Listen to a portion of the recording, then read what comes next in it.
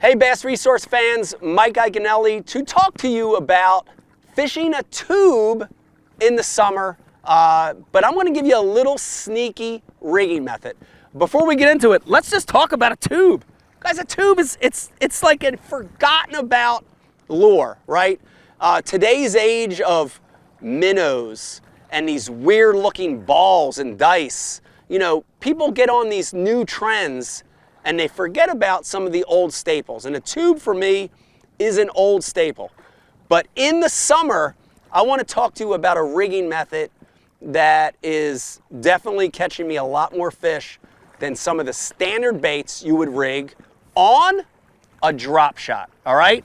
Before we get into it, I want to say that in the summer, I typically, especially if I'm in current or rivers, or if I'm around smallmouth, I like to downsize my tube.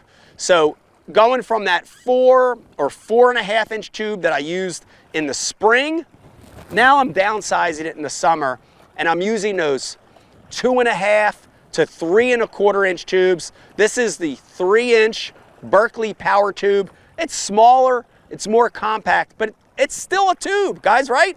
You know, look at it. It's got a little bit of a solid nose, about 1/8 of an inch of that nose is solid. We have that hollow core in the middle, and then of course we've got these tentacles. And you know, you think about traditional rigging, you think about internal jig head, Texas style, but in the summer, I love this thing on a drop shot, guys. And I'm literally just nose hooking it, okay? So, you know, here's a drop shot style, split shot style hook. Anywhere from a number 1 all the way up to a 2/0, but this is the 1/0. It's my favorite size drop shot style hook. This is just a Berkeley Fusion hook. And then I'm gonna get that smaller tube and I'm gonna nose hook it in that solid nose. Remember, those tubes have a little 1/8 of an inch of solid plastic, and I'm just gonna nose hook it on there. We're going to use a drop shot style weight. I really like these teardrop style weights. And depending on the depth, I'm going to use from a 1/8 ounce all the way up to a 3/8 weight. But a 3/16 and a 1/4 ounce drop shot weight is really what I like. You know, next thing is, remember, this is a style where the hook is in line above the weight.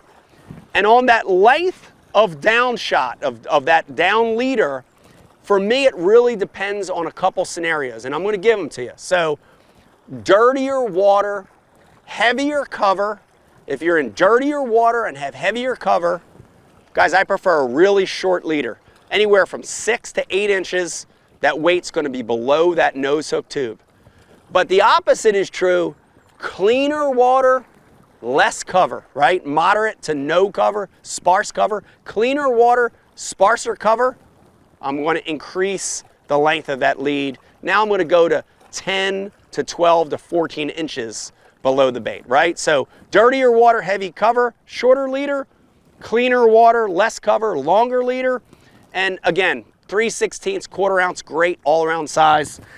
But what this tube does, and you can almost see it with me just holding the bait in my hand, is those tentacles will come alive and that thing will just breathe without you ever moving your rod tip.